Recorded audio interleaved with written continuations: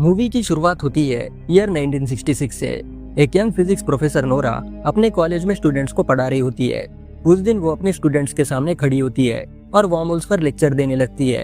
वो एक्सप्लेन करती है कि अपने प्राइवेट रिसर्च के थ्रू उसने ये डिस्कवर किया है कि वर्महोल स्पेस टाइम के फैब्रिक में हर 30 साल में एक बार प्रकट होते हैं। ये वर्महोल ज्यादा देर तक नहीं रहते, सिर्फ एक छोटी सी विंडो के लिए होते हैं और फिर वो गायब हो जाते हैं। अगर कोई इंसान सही टाइप की मशीन बना ले तो वो इन वर्महोल्स में एंटर करके पास्ट या फ्यूचर के किसी भी पॉइंट पर ट्रैवल कर सकते हैं जब तक वो पोर्टल ओपन है। नोरा सिर्फ प्रोफेसर ही नहीं बल्कि वो एक साइंटिस्ट भी है जो अपने हस्बैंड हेक्टर के साथ एक टाइम ट्रैवल प्रोजेक्ट पर काम कर रही है। दोनों मिलकर अपने घर पर एक ऐसी मशीन बना रहे होते हैं जिससे उन्हें इन वर्महोल्स के थ्रू टाइम ट्रैवल करने का मौका मिलेगा। इसी वजह से वो क्लास में इतनी कॉन्फिडेंस के साथ बात कर रही थी। उसकी नॉलेज सिर्फ बुक से ही नहीं बल्कि अपने वर्कशॉप में चल रहे रियल एक्सपेरिमेंट से आई थी। लेक्चरर के बाद स्टूडेंट्स उसके आइडिया से हैरान हो जाते हैं। एक स्टूडेंट जूलिया बहुत ज्यादा फैसिनेटेड होती है। वो नोरा के पास आती है और फ्री में उसकी असिस्टेंट बनने की रिक्वेस्ट करती है। पहले तो नोरा थोड़ा हेजिटेट करती है, फिर वो एग्री कर लेती है, लेकिन वो जूलिया को सीक्रेट प्रोजेक्ट के बारे में कुछ नहीं बताती क्योंकि वो प्रोजेक्ट किसी के साथ शेयर करना बहुत रिस्की था। बाद में नोरा अपनी क्लासेस फिनिश करके जल्दी से शहर में चली जाती है। वो कुछ स्पेशल पार्ट्स अब्रॉड से ऑर्डर कर रही थी और अब वो सीक्रेटली उसे कलेक्ट करने जा रही थी। ये rare materials time machine complete करने के लिए बहुत जरूरी थे ताकि वर्महोल्स क्लोज होने से पहले वो अपनी एक वर्किंग टाइम मशीन बना सके। जब नोरा घर पहुंचती है तो वो हेक्टर को अभी भी बिना थके काम करता हुआ पाती है। सुबह से वो मशीन को टेस्ट और रीटेस्ट कर रहा था। दोनों को पता था कि सिचुएशन बहुत अर्जेंट है। अगर उन्होंने मशीन टाइम पर कंप्लीट नहीं की तो वर्महोल क्लोज हो जाएगा और उन्हें अगले चांस के लिए 1996 तक यानी 30 साल वेट करना होगा। लेकिन फिर भी उनकी इतनी मेहनत करने के बावजूद मशीन स्टार्ट नहीं होती। लंबी फ्रस्ट्रेशन के बाद उन्हें एक बात समझ आती है, मशीन का डिजाइन करेक्ट है लेकिन पावर सोर्स बहुत वीक है। स्पेस टाइम को बेंड करने के लिए उन्हें ऐसी एनर्जी चाहिए जो मशीन को आराम से पावर कर सके। थके हुए नोरा और हेक्टर डिसाइड करते हैं कि थोड़ी देर के लिए उन्हें अपना काम रोक देना चाहिए। उन्हें पता था कि शांत दिमाग के साथ सोचना बहुत जरूरी है। वर्महोल का काउंटडाउन ऑलरेडी स्टार्ट हो चुका था। कुछ दिन बाद नोरा की छोटी बहन रेबेका उनके घर पर आती है। वो भी बहुत एक्साइटमेंट के साथ। वो एक खुशी की न्यूज़ उन्हें बताती है कि वो प्रेग्नेंट है। नोरा और हेक्टर उसके लिए बहुत खुश हो जाते हैं। दोनों ने डिसाइड किया था कि वो खुद के बच्चे पैदा नहीं करेंगे और अपना फोकस रिसर्च पर रखेंगे।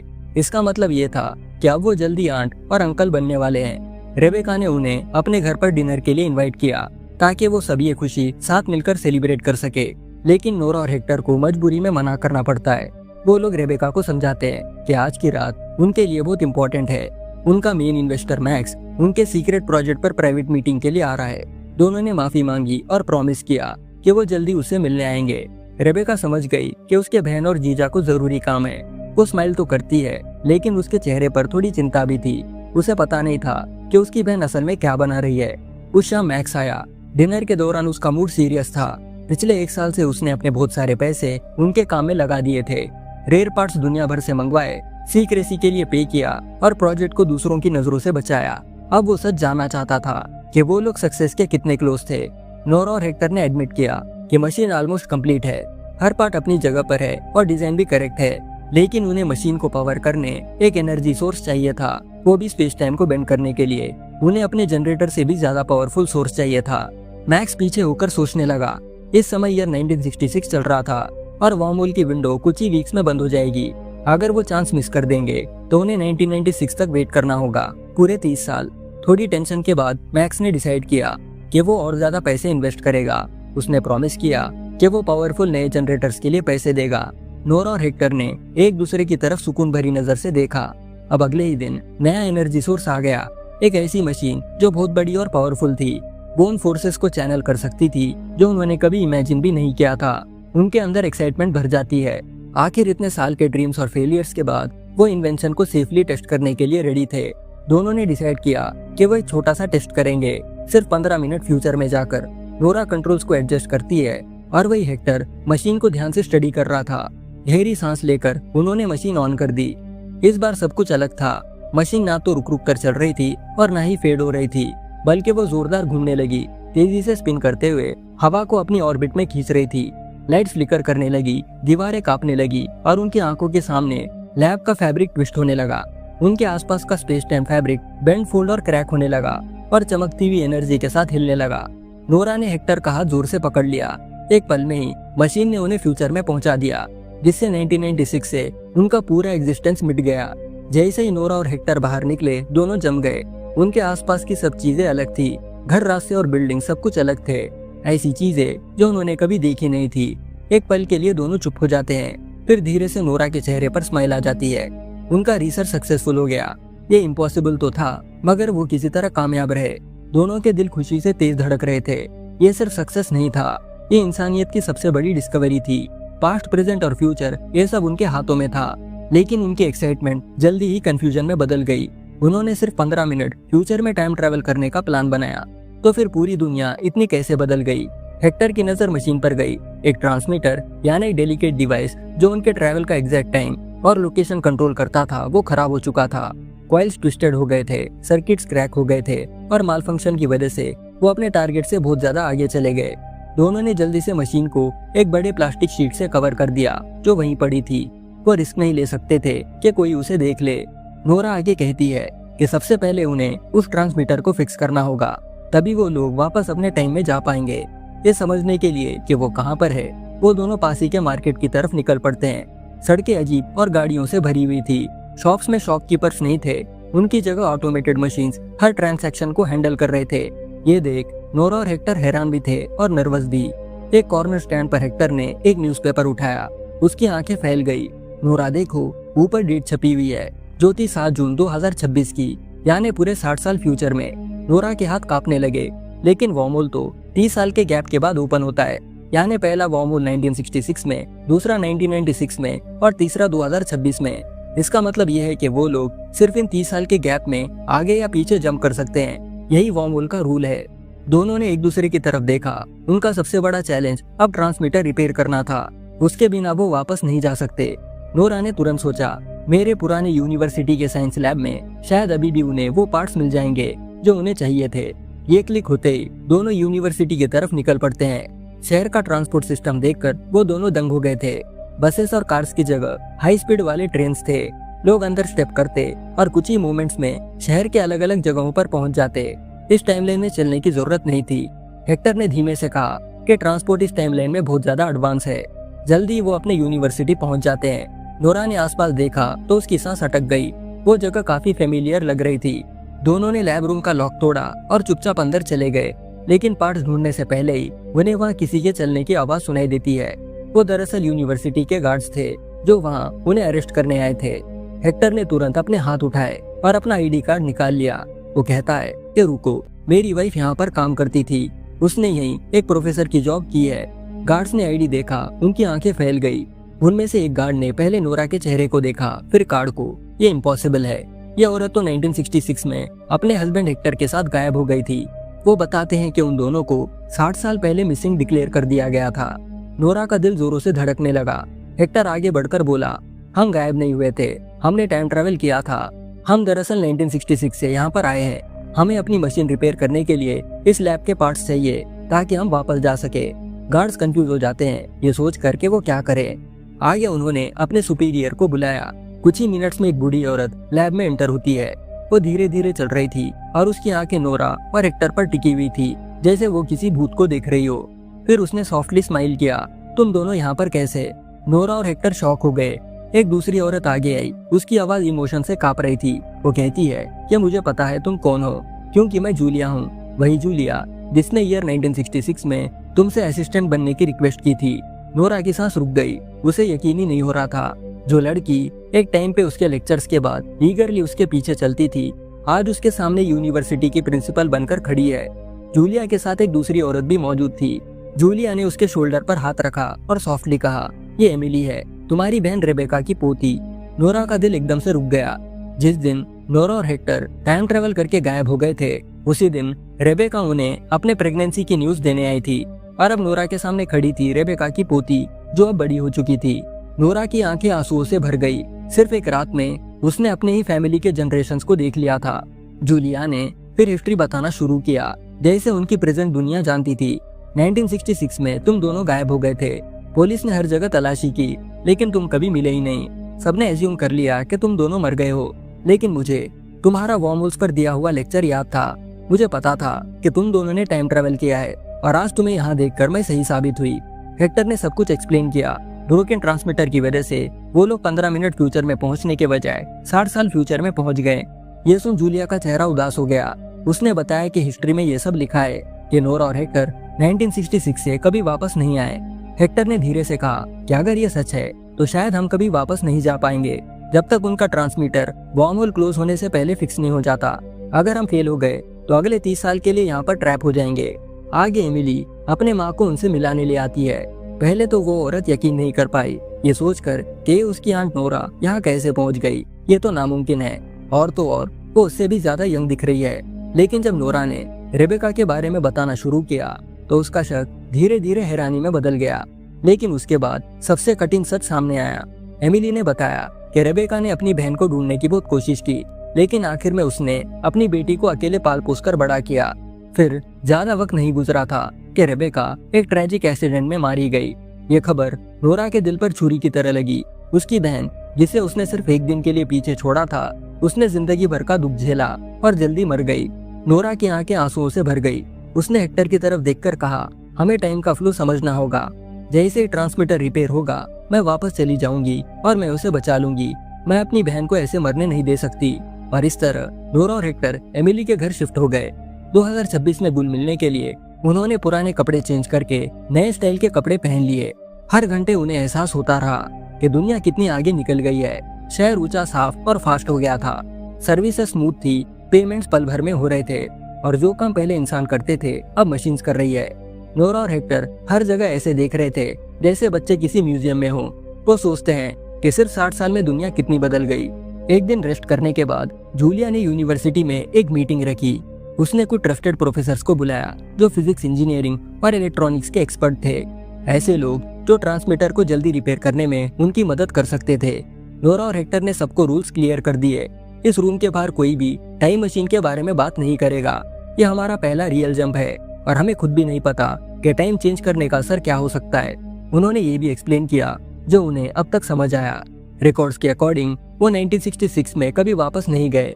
इसका मतलब ये हो सकता है कि अगर अब वो कुछ चेंज करते हैं तो वो चेंज सेम टाइमलाइन में अपडेट होगा, एक नया टाइमलाइन क्रिएट नहीं होगा। सबसे बड़ी लिमिट वॉर्म होल थी, वो कुछ ही वीक्स में क्लोज हो जाएगा और अगला वॉर्म होल 30 साल बाद ओपन होगा। चाहे उनकी मशीन कितनी भी एडवांस क्यों ना हो, वॉर्म होल के बिना वो टाइम ट्रेवल नहीं कर सकते। अब उनका प्लान सिंपल था, ट्रांसमीटर को जल्दी रिपेयर करो, पास्ट में जंप करो और देखो कि जब तुम पास्ट में कोई चीज चेंज करते हो तो स्पेस टाइम फैब्रिक में क्या होता है। सिर्फ तभी वो रूल्स को सही से समझ पाएंगे। यूनिवर्सिटी ने उन्हें मेन लैब का एक्सेस दे दिया था। नोरा और हेक्टर ने अपनी टाइम मशीन वहां शिफ्ट कर दी, अपने नोट स्प्रेड किए और काम करना शुरू कर दिया। उन्हें सबसे ज्यादा शौक इंटरनेट ने दिया। अब इंफॉर्मेशन के लिए ट्रैवल करने की जरूरत नहीं थी। सिर्फ कुछ ही क्लिक्स में बुक्स, पेपर्स और डिजाइन उनके स्क्रीन पर आ जाते। लोग अब घर बैठकर कुछ भी सीख सकते हैं। तो दिनों तक उन्होंने बिना रुके काम किया। हर डैमेज हुआ पीस वापस से रिप्लेस किया, ओरिजिनल से भी बेटर पार्ट्स इंस्टॉल कर दिए। लेकिन जब उन्होंने मशीन स्टार्ट करने की कोशिश की तो कुछ भी नहीं हुआ, सिर्फ साइलेंस। ना कोई हमिंग, ना स्पिनिंग, ना स्पेस टाइम में कोई कर्व। कंफ्यूजन धीरे धीरे हैरानी में बदल गया। ट्रांसमीटर 1966 में काम कर रहा था, तो फिर अपग्रेडेड पार्ट्स के साथ वो अब क्यों फेल हो रहा है। एमिली ने उनके चेहरे देखे और बीच में बोली, तुम्हें बाहर जाकर ताजी हवा लेनी चाहिए। उसने नोरा और हेक्टर से कहा, तुम दोनों 2 दिन से अंदर ही हो, स्ट्रेस की वजह से तुम बीमार हो जाओगे। मैं आज रात एक पार्टी में जा रही हूँ, मेरे साथ चलो, शहर देखो, अपना दिमाग क्लियर करो, कल तुम बेटर सोच पाओगे। दोनों ने एक दूसरे की तरफ देखा और एग्री किया। उन्हें भी वापस जाने से पहले इस फ्यूचर के टाइमलाइन को एक्सप्लोर करना था। उस रात दोनों एमिली के साथ बाहर घूमने चले जाते हैं। हर जगह टीन्स और यंग एडल्ट्स मौजूद थे। वो लोग हंस रहे थे, डांस कर रहे थे और फोटोज ले रहे थे। कुछ लोग वहाँ पर ड्रिंक्स भी पी रहे थे। नोरा और हेक्टर को लग रहा था कि वो बच्चे इसके लिए बहुत यंग है। दूसरे लोग हेडसेट्स पहने हुए थे और VR वर्ल्ड में स्लिप हो रहे थे। टेक्नोलॉजी एडवांस थी, लेकिन ज्यादातर इस टेक्नोलॉजी का इस्तेमाल सिर्फ टाइम पास के लिए किया जा रहा था। हेक्टर नोरा के पास झुककर बोला, हमारे टाइम में हम लोग हार्ड वर्क और पढ़ाई पर ध्यान देते थे, कितनी एनर्जी वेस्ट हो रही है। नोरा ने सर हिलाया और कहा कि हमारे टाइम में औरतों के पास ये फ्रीडम नहीं थी। बहुत सी औरतें खुलकर सांस भी नहीं ले पाती थी। अपनी मर्जी का करना ये तो बहुत दूर की बात हो गई। अगर फ्यूचर में औरतों को हंसने का और एंजॉय करने की फ्रीडम मिल रही है तो इसमें गलत क्या है। उसने देखा कि लड़कियों का एक ग्रुप अपने हाथों से फ्लोटिंग स्कल्पचर्स बना रहा है। अगले कुछ दिनों में हेक्टर ने अपना हर एक सेकंड टाइम मशीन पर लगा दिया। ना वो ठीक से खाता था ना सोता था। उसका हाथ हमेशा ग्रीस से भरा रहता और आंखें वायर्स और सर्किट्स पर चिपकी रहती। नोरा दूसरी तरफ अपना काम जल्दी फिनिश कर लेती थी, फिर वो एमिली के साथ वॉक पर चली जाती थी। धीरे धीरे उसे ये नई दुनिया कंफर्टेबल लगने लगी, जैसे वो यहीं बिलोंग करती हो। फिर एक शाम वो हेक्टर के सामने खड़ी थी, मॉडर्न कपड़े पहनकर। वो रेडियंट लग रही थी और ऐसे स्माइल कर रही थी जैसे वो इसी वक्त की हो। लेकिन हेक्टर का फेस हार्ड हो गया। उसके लिए ये गलत था। ऑफ कोर्स ये सब यहाँ पर नॉर्मल है, उसने मटर किया। लेकिन हर टाइम की अपनी ब्यूटी होती है। हमारे टाइम में लोग हार्ड वर्क करते थे, डिस्कवरीज करते थे और उन्हें क्रिएट करते थे। यहाँ सब कुछ इतना इजी है। बच्चे अपना कीमती समय गेम्स, गॉसिप और फोन चलाने में वेस्ट कर रहे हैं। नोरा ने डिसएग्री किया। उसकी नजर में ये फ्यूचर औरतों को वो चॉइसेस देता था जो उसके अपने टाइम में उसे कभी मिला नहीं। वो कहती है कि तब मुझे दीवारों के पीछे छुपना पड़ता था, अब मैं कुछ भी बन सकती हूँ। हम वापस क्यों जाए? शायद हमें यही रहना चाहिए। उसके शब्द बहुत गहरे थे। हेक्टर का गुस्सा उबल गया।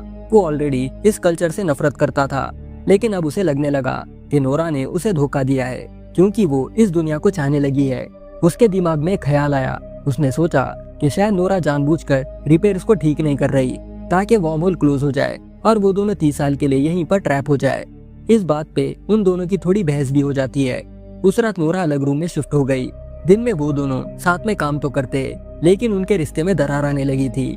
और तो और उनकी मेहनत के बावजूद मशीन स्टार्ट नहीं हो रही थी। हेक्टर को कुछ समझ नहीं आ रहा था।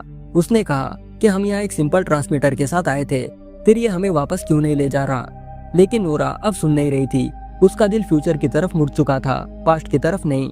वार्म होल्स क्लोज होने के एक रात पहले नोरा ने हेक्टर को लैब में अकेला छोड़ दिया और एमिली के साथ एक इवेंट अटेंड करने चली गई। पहली बार उसने मशीन को चेक भी नहीं किया। अगली सुबह नोरा लैब में वापस आई और जम गई। टाइम मशीन गायब थी और हेक्टर भी नहीं था। सिर्फ एक हैंड रिटन नोट वहाँ वर्क बेंच पर पड़ा था। उसके हाथ कांप गए जब उसने वो नोट खोला।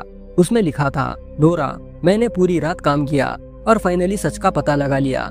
मशीन कभी डैमेज थी ही नहीं, प्रॉब्लम दुनिया में थी। 1966 में ना फोन से, ना सैटेलाइट्स, ना इंटरनेट। हमारा ट्रांसमीटर इसलिए काम करता था क्योंकि हवा खाली थी। लेकिन यहाँ 2026 में दुनिया सिग्नल्स में डूबी हुई है।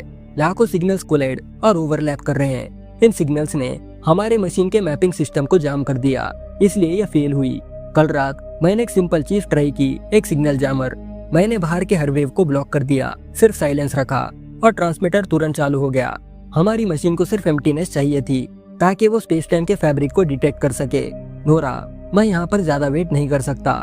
वार्म होल्स क्लोज होने वाला है। मैं वापस जा रहा हूँ। अगर तुम वापस आना चाहती हो तो मुझे ढूंढना, अगर नहीं तो अलविदा। नोरा की आंखें हेक्टर के लेटर पर टिकी थी। उसने सब कन्फेस कर दिया था कि कैसे उसने वार्म होल के फाइनल दिन मशीन को रिस्टार्ट किया। लेकिन दिल ही दिल में उसे पता था कि नोरा का दिल अब यहाँ पर अटक गया है। उसका मन अब वापस जाने का नहीं था। फ्यूचर ने उसे वो फ्रीडम दी थी जो उसने कभी महसूस नहीं की। और उसकी खुशी के लिए हेक्टर ने डिसाइड किया कि वो उसे यहाँ पर छोड़कर अपने टाइमलाइन में वापस चला जाएगा, जो था ईयर 1966। उस नोट को लिखने के बाद हेक्टर मशीन में घुस गया, ट्रांसमीटर एक्टिवेट किया और पास्ट में चला गया। जब नोरा ने लेटर फिनिश किया, उसकी आंखें आंसुओं से भर गई। उसने फ्यूचर में रहना तो चाहा, लेकिन कभी ये इमेजिन नहीं किया कि वो अकेली रह जाएगी। उसे अचानक इस फ्यूचर वाले टाइमलाइन में हेक्टर के साथ बिताए गए लम्हे याद आते हैं। अब हेक्टर के बिना सब कुछ बेकार लग रहा था, लेकिन अब नोरा के पास कोई चॉइस नहीं थी। मशीन गायब थी और वार्म होल क्लोज हो चुका था। दिन गुजरते गए और नोरा ने आगे बढ़ने की कोशिश की। धीरे धीरे उसने एक चीज को नोटिस किया। हिस्ट्री कुछ शिफ्ट हो रही थी। जहाँ पहले 1966 में नोरा और हेक्टर दोनों मिसिंग लिस्ट में थे, अब सिर्फ हेक्टर का नाम उस लिस्ट में था। रेबेका एक्सीडेंट में मरने से बच गई। नोरा ने तुरंत समझ लिया कि हेक्टर वापस गया और सबसे पहले उसने रेबेका को बचाया। उसकी थ्योरी यहाँ पर कंफर्म हो गई। टाइम ट्रेवल सच में हिस्ट्री को चेंज करता है। पास्ट, प्रेजेंट और फ्यूचर फिक्स नहीं होते, वो मिट्टी की तरह होते हैं और उनके हाथ टाइमलाइंस को शेप करने की हिम्मत रखते हैं। जब नोरा बूढ़ी हो गई तब उसे दुनिया के ग्रेटेस्ट साइंटिस्ट में काउंट किया जाने लगा। आगे स्क्रीन फेड होती है। साल 1996। हेक्टर थका हुआ और अकेला अपने घर में चुपचाप बैठा हुआ था। अचानक हवा शिमर करती है। एक मशीन उसके सामने प्रकट होती है और उसमें से निकलती है नोरा। वो भी बूढ़ी हो चुकी थी, लेकिन उसकी आंखों में अब भी हेक्टर के लिए बहुत ज्यादा प्यार था। उसने ईयर 2056 तक वेट किया। जब वार्म होल दोबारा ओपन हुआ, उसने अपनी खुद की टाइम मशीन बनाई और वापस आ गई। जैसे ही उन्होंने एक दूसरे को देखा, उनके चेहरे खुशी से चमक उठे। 30 सालों के बाद वो फाइनली एक साथ थे। हेक्टर ने पास्ट को चूज किया, वो वक्त जो उसके लिए सबसे ज्यादा प्रीशियस था। नोरा ने फ्यूचर चूज किया, जहां उसने अपनी लेगेसी बनाई। लेकिन एंड में प्यार ने दोनों टाइमलाइंस को आपस में जोड़ दिया। अब 1996 में वो खुशी से रह सकते हैं, ताकि वो अपनी बाकी जिंदगी एक साथ जी सके। इसी सीन के साथ ये मूवी यहाँ पर खत्म हो जाती है। आशा करता हूँ कि आपको ये मूवी अच्छे से समझ आई होगी। अगर वीडियो अच्छा लगा है तो एक लाइक जरूर ड्रॉप करना, और नए व्यूअर्स प्लीज सब्सक्राइब कर लेना। मैं जल्दी एक और मजेदार वीडियो के साथ लौटूंगा। तब तक के लिए bye, take care and thanks for watching.